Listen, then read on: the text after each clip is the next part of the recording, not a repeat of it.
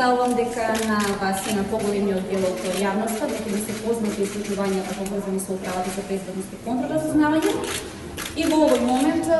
обвинителката Јанова се наоѓа во просториите на УБК и заради тоа е спрешна да присуствува на оваа пресконференција на која ќе ги објавиме двата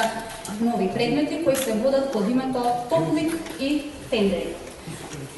Двата нови случаи ќе ви ги презентирам јас, а потоа на сите ваши прашања ќе одговори мојата почитувана колешка, обвинителката Венча Висковска. Како што наведов, денес ќе ви презентирам две ново отворени истраги на ова обвинителство поради основано сомнение дека инволвираните сториле кривишни дела со кои директно го оштетиле буџетот на Република Македонија и грубо ги повредиле обврските од Законот за јавните набавки. Самата природа на действијата и во двата предмети ми овозможува наедноставно да ви го прикажам начинот на кој постои основано сомнение дека со криминални действија е оштетен буџетот и е прибавена корист за едно правно лице.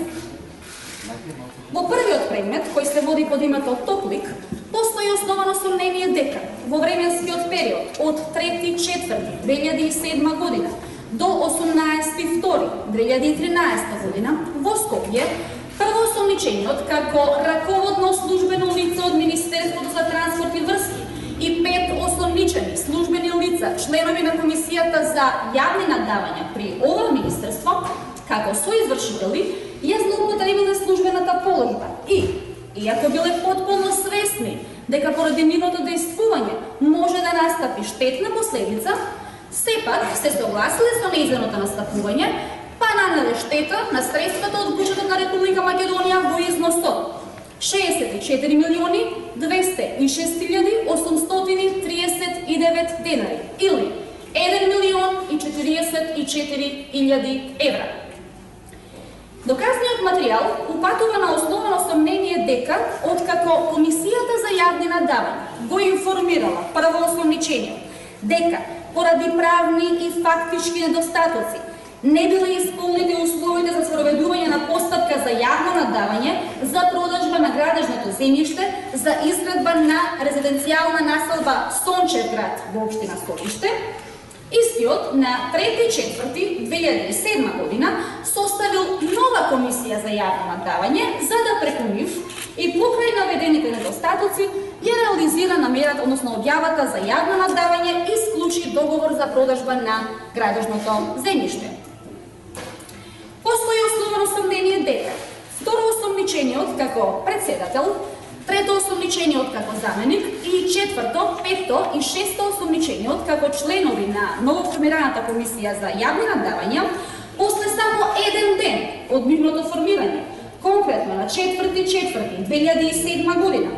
иако знаеле дека не се исполнети условите за објава за јавно наддавање, постапиле спротивно на член 3 од уредбата за начинот и постапката на отуѓувањето, давањето под закуп и висината на последните трошоци на постапките за отуѓување и давање под закуп на градежно земјиште, собственост на Република Македонија и по претходна согласност од првоосомничениот изготвиле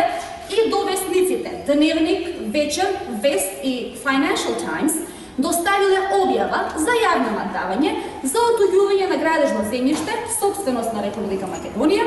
за изградба на резиденцијална населба Сончев град во општина Сопиште. На 14.5.2007 година спроведено е јавното наддавање и за целата постапка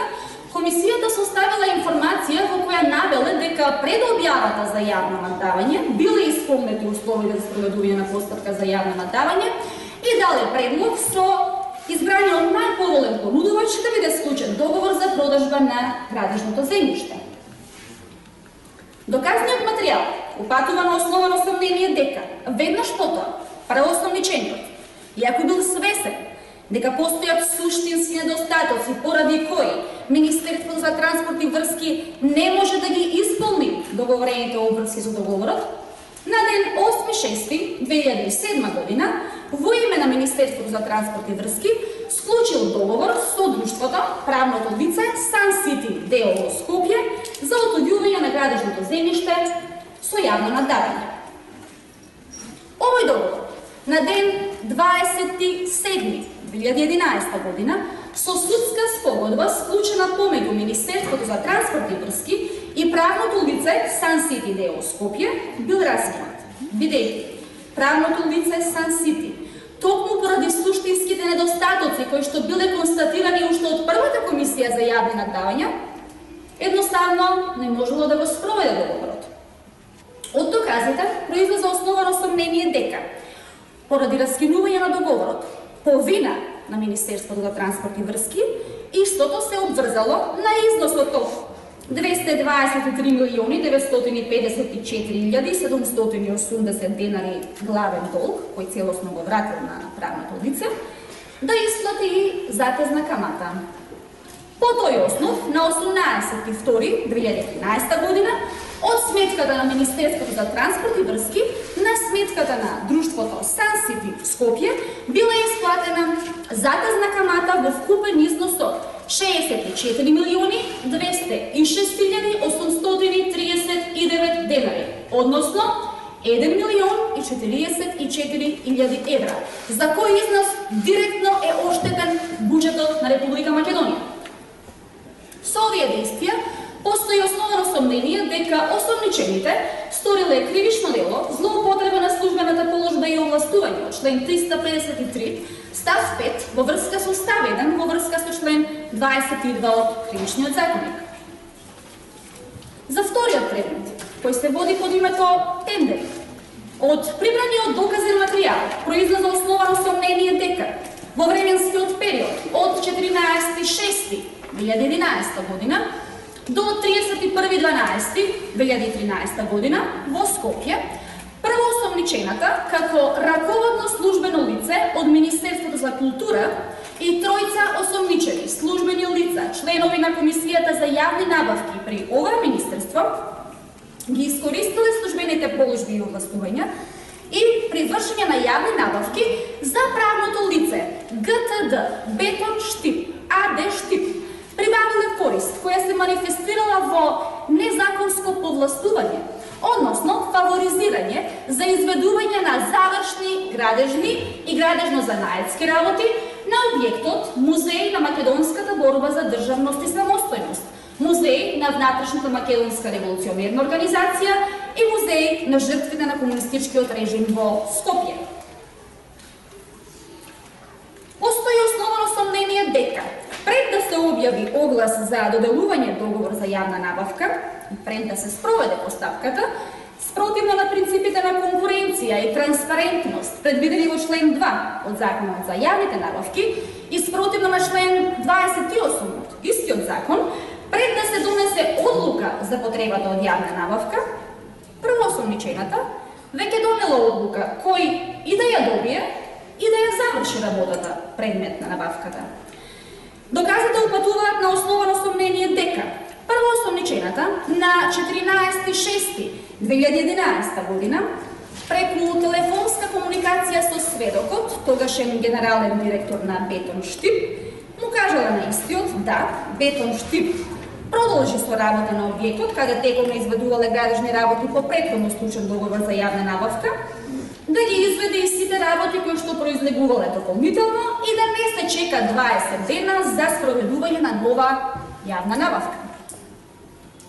Според доказите,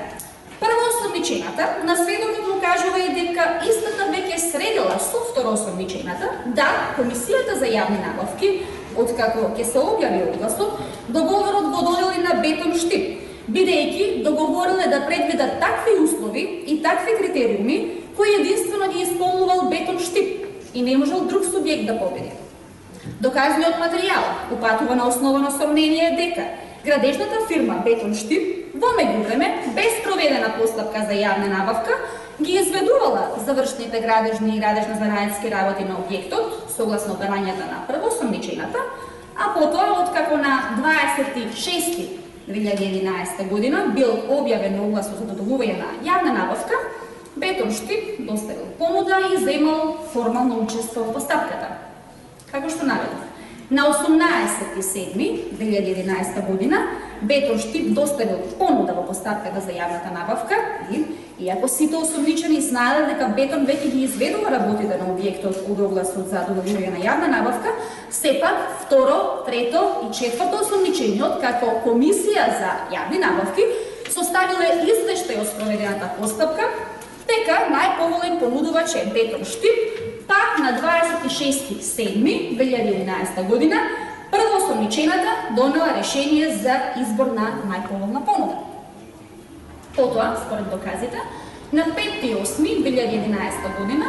е склучен договорот за јавна набавка за изведување на, како што наведов, веќе изведени работи. Договорот е склучен помеѓу Министерството за култура, застапувано од првоосомничената,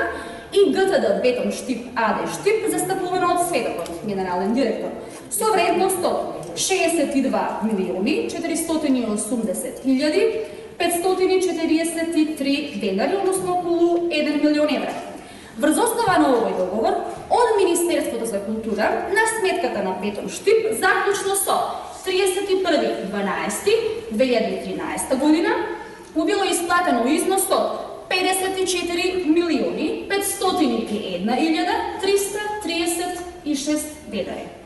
Со ваквите действија постои основано сомнение дека осомничените сториле кривично дело, злоупотреба на службената положба и овластување од член 353 став 5 во врска со став 1 во врска со член 22 од Кривичниот законник. Против дел од осомничените во овој предмет од судот ќе бидат побарани соодветни мерки за нивно обезбедување присуство во текот на постапката. Почитувани. Корупцијата и културата се два сосема различни животни концепти. Иако според она што го наведов, постои сомнение дека овие концепти се поистоветиле, сепак, ова обвинителство е основано и се бори за да им даде спротивен пат. Благодарам.